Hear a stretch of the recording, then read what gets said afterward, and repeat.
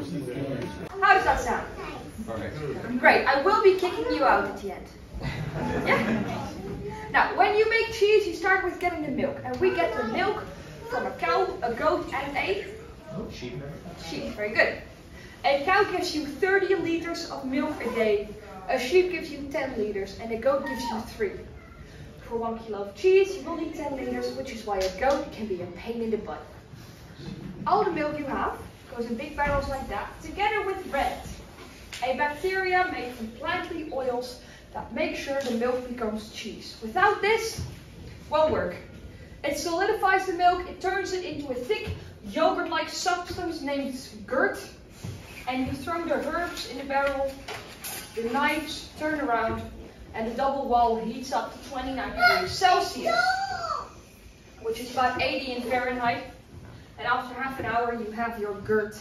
You put it into molds, and they close up, and they are put under presses, where they will stay for 4 hours. And after 4 hours, you have a small, white, boring tasting cheese. And we put it into a salt bath for 2 hours. And what stays behind on the bottom of the barrel, and what basically gets separated from the gurt during the pressing stage, is what we call whey. Full of protein, really good for your body. We give it back to the cows, but some sporters drink it too. Olympic level, if you have the guts to drink it, does not look very good. But it is very good for you, and we actually give it to every week. Every single week. I like you too. We sell it to protein factories where they make protein bars, protein powder, protein drinks from it. So whenever you're in the gym and you see one of those guys just chuck some powder, that's cheese. Remember that. I really like that fact. Okay, let me wait. Chicken.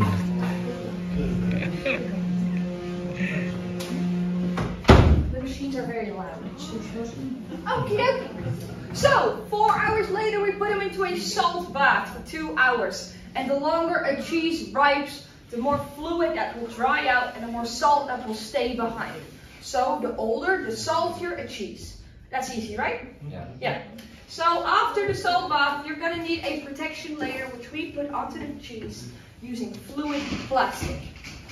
And the fluid plastic is also known as paraffin. It looks a bit like white molten chocolate. Smells way worse. And we put it on one half, wait a day, turn it around the other half, on and on until you've got 3 layers on both sides. And then the cheese can start to ripe. You can now ship it all over the world because it's a closed-off food product, and even Australia will take your cheese. It's basically like a vacuum seal. And the longer it ripes, the older that vacuum seal kind of becomes, which is after like 6 weeks, 6 months, you have a young cheese. You can still press it, and it will just come back up. This is how you can tell a cheese is very young. And after 2 years, it will be like this. It's you can bowl with it, juggle with it, smash in the head of your husband, whatever you like. If you cut it through the middle, it will be. If you cut it through the middle, it will be dark yellow. It will crumble because there's no fluids left, and it's incredibly salty, so it has a great sense of humor. I know it's not getting any better from here. You can get different flavors by riping, but also by using herbs. So the reason why you all came here, right? The best cheese we have to offer. Marijuana cheese. Made from the seeds of the male marijuana plant, not the leaves. So it doesn't get you high. So let's do a collective, aww. Aww. There you go. But it is very good for your skin, your blood pressure, and it is very healthy. So I do recommend it to you. It tastes a bit like a walnut. It's fun, it's touristy, you'll like it. And I know, good joke, right? And I could personally make bad cheese jokes for about a week because the French found it necessary to invent 365 different types. One for every day of the year, and I don't have time for that, so I'm moving on to something else. cheese graters, cutters, whatever you like to call them. These guys. What country invented these? Netherlands? Not the Netherlands. Be more creative. Come on. France. Not the French. Germany. Not the Germans. English. No. Switzerland. They steal everything. No. Norway and Sweden. But no. They were fighting about it.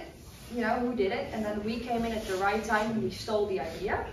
So just as the tulips, the Dutch invented the cheese graters. Because we stole the tulips from the Turkish king. The more you know. And just like the English, we stole it.